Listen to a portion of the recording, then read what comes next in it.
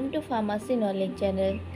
आज हम डिस्कस करेंगे डिज़ॉर्डर ऑफ ब्लड्स। ब्लड के डिज़ॉर्डर में टोटल आरबीसी के डिज़ॉर्डर पढ़ेंगे, देन डब्ल्यूबीसी के डिज़ॉर्डर, देन प्लेटलेट के डिज़ॉर्डर्स। तो पहला हम पढ़ेंगे the disorder of red blood cells. The disorder of red blood cells में occur in the form of either anaemia और polycythaemia. Means red blood cell का जो डिज़ॉर्डर वो एनीमिया हो सकता है और पॉलीसिथेमिया हो सकता है।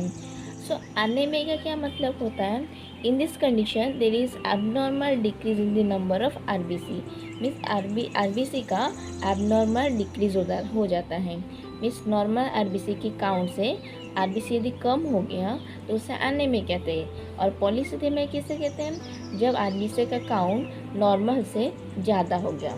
तो कम को आरबीसी का काउंट नॉर्मल से कम हुआ तो एनीमिया, और आरबीसी का काउंट नॉर्मल से ज़्यादा हुआ तो polycythemia. Then let's see the full detail on anaemia. It is a disease involving deficiency in the number of RBC और डेफिशिएंसी ऑफ हेमोग्लोबिन। मीन्स एक डिजीज़ है जिसमें कि हमारा आरबीसी का हमने जैसे क्या पहले स्टार्टिंग में जाना कि abnormal decrease in the number of RBC. Means obviously deficiency मतलब कि कौन सी चीज़ों का? Number of RBC. Means RBC के नंबर कम हो गए तो डेफिशिएंसी हो गए तो आरबीसी के, तब भी एनीमिया होगा। और यदि हमारे ब्लड में हीमोग्लोबिन का डेफिशिएंसी हुआ तब भी हमें एनीमिया होगा। तो बात तो एक ही है ना। देखिए आरबीसी में क्या होता है? हीमोग्लोबिन होता है। हीमोग्लोबिन आरबीसी यदि कम हुआ उसमें तो हीमोग्लोबिन कम ही हो जाएगा। तो इनडायरेक्टली दोनों भी एक ही है, बट दोनों लिखना जरूरी है। Then because of any one of this deficiency there is a decrease in the oxygen carrying capacity of the blood. जैसे कि हमने प्रीवियस वीडियो में बताया हुआ है, जब ब्लड पढ़ा रहे थे तब कि ब्लड का फंक्शन क्या है। इसमें मेन फंक्शन है ब्लड का और आरबीसी का कि वो ऑक्सीजन कैरियर है। तो यदि हमारा डेफिशिएंसी हो जाएगा ब्लड का, आरबीसी का, तो ऑक्सीजन कैरी ठीक से सप्लाई नहीं हो पाएगा। तो ये एक डेफिशिएंसी का एक सिम्टम्स है। Then this symptoms of anaemia manifest in the form of breathlessness, tiredness, loss of appetite and pallor of skin. Person को एनीमिया होगा मीन्स डेफिशिएंसी ऑफ ब्लड, तो उससे क्या प्रॉब्लम है, क्या सिम्टम्स आएंगे? Breathlessness, tiredness, loss of appetite, pallor of skin. Means हमें सांसें लेने में बहुत तकलीफ होगी, थकान बहुत महसूस होगा, loss of appetite means anorexia, then pallor of skin का कलर थोड़ा चेंज होने लगेगा। Then the important type of anaemia means types of anaemia is 4 types: iron deficiency anaemia, megaloblastic anaemia, haemolytic anaemia and aplastic anaemia. अब देखते हैं, इसको अच्छे से डिस्क्राइब करके देखते हैं। First is iron deficiency anaemia. In this type of anaemia there is a deficiency of iron due to low dietary intake and decrease absorption. Means iron deficiency anaemia क्या होता है? आपको नेम से ही पता चल गया होगा कि आयरन की डेफिशिएंसी में एनीमिया जो होता है उसे आयरन डेफिशिएंसी एनीमिया कहते हैं। मीन्स हमारे बॉडी में यदि आयरन का काउंट कम हो गया तो हमारे बॉडी में आयरन का काउंट कम हो तो हीमोग्लोबिन में आयरन होता है तो वो भी कम हो जाएगा। तो हीमोग्लोबिन में जो आयरन होता है उसका डेफिशिएंसी हुआ, तो हीमोग्लोबिन डेफिशिएंसी हुआ तो हमने क्या पढ़ा? हीमोग्लोबिन डेफिशिएंसी को भी क्या कहते हैं? एनीमिया कहते हैं। एक ही बात है, आयरन डेफिशिएंसी एनीमिया। इसकी टाइप क्या है? तो ये क्यों होता है? लो डाइट इंटेक। यदि हम आयरन इंटेक को कम करें, अपने डाइट में आयरन इंटेक यदि कम हुआ तो उससे आयरन डेफिशिएंसी एनीमिया हमें हो सकता है। Then decrease absorption. यदि हमें एब्जॉर्प्शन बहुत कम हुआ, मीन्स आपका एब्जॉर्प्शन पावर बहुत कम है, तो आयरन डेफिशिएंसी एनीमिया हो सकता है। Then due to lack of iron sufficient haemoglobin is not synthesise. Means iron के लैक होने से, मीन्स कम होने से हमारे बॉडी में सफिशिएंट हीमोग्लोबिन सिंथेसाइज नहीं हो पाएगा। सो उससे हमें आयरन डिफिशिएंसी एनीमिया हो सकता है। So the defect in this type of anaemia is इनएडिक्वेट haemoglobin synthesis.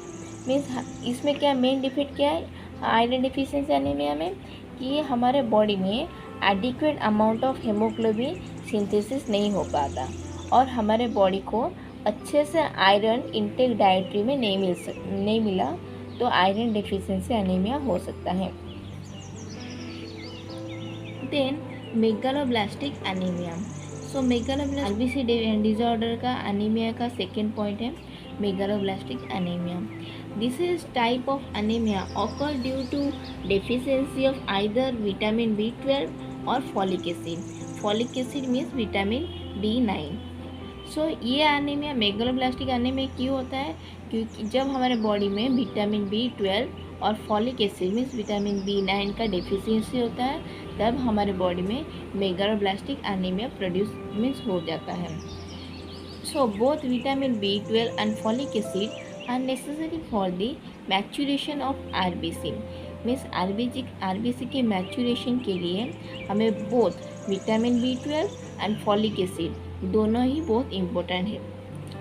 Then in the deficiency of either of them the maturation of RBC does not occur. यदि इन दोनों में से किसी का भी डेफिशिएंसी हुआ तो हमारे बॉडी में RBC का मैचुरेशन नहीं हो सकता, तो उससे हमें क्या होता है मेगालोब्लास्टिक एनीमिया होता है।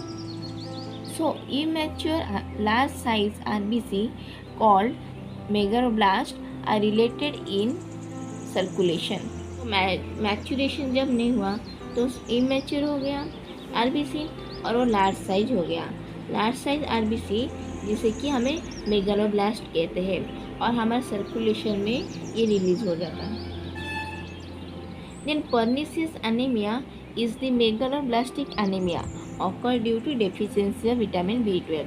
पर्निसिस एनीमिया है जो कि मेगालोब्लास्टिक एनीमिया ही है, और वो क्यों होता है जब हमारे बॉडी में विटामिन B12 का डेफिशिएंसी होता है, तब हमें pernicious anaemia means megaloblastic anaemia होता है।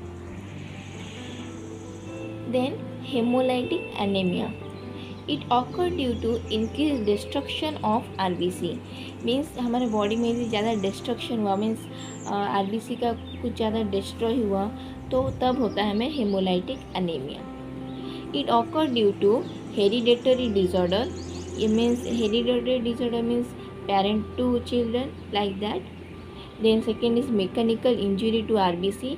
यदि किसी मैकेनिकल थिंग से या फिर कोई भी थिंग से हमारे RBC या फिर कोई भी ऑब्जेक्ट से हमारे RBC को नुकसान हुआ तो तब या फिर RBC को इंजरी हुआ तब हमें हेमोलाइटिक एनीमिया हो सकता है।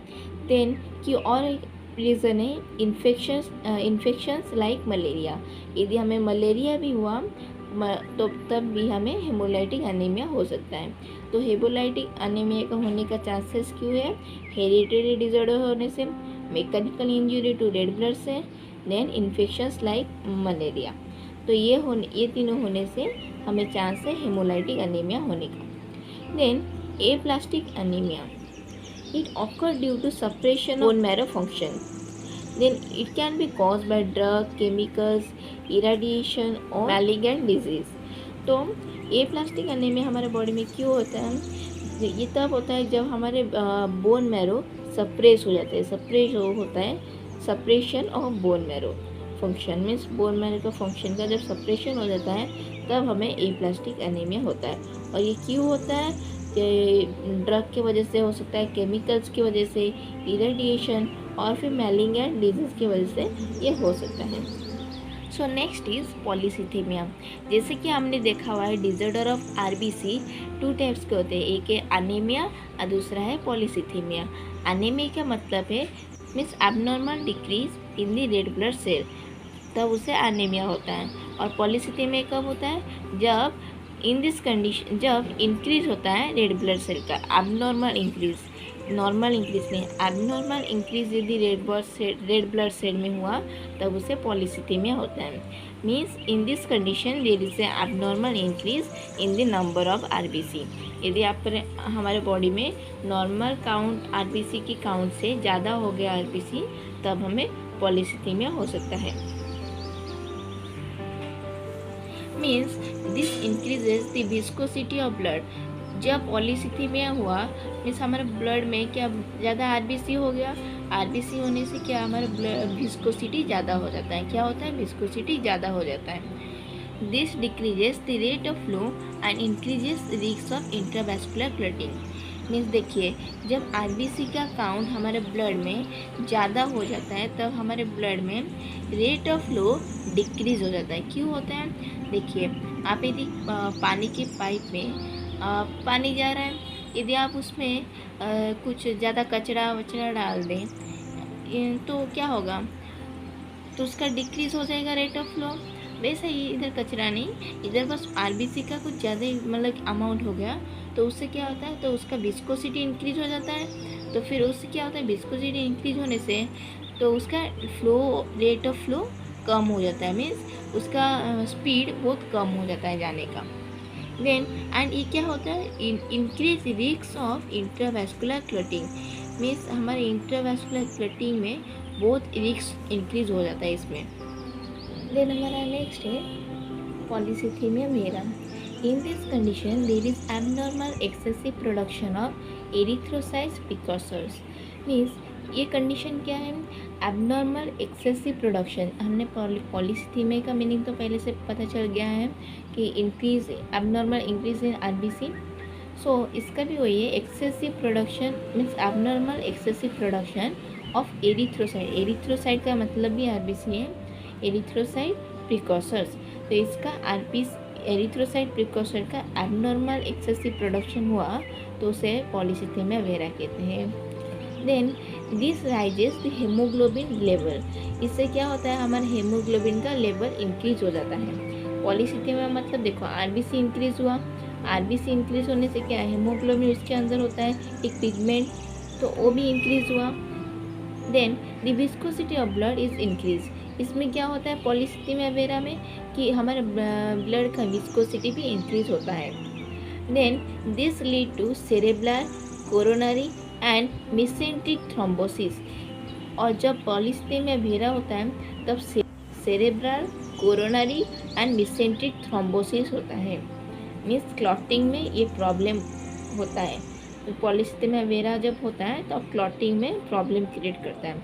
और पॉलीसिथीमिया के भी हमने सेम देखा हुआ है कि क्लॉटिंग में उसका बहुत इंक्रीज और रिस्क फैक्टर है।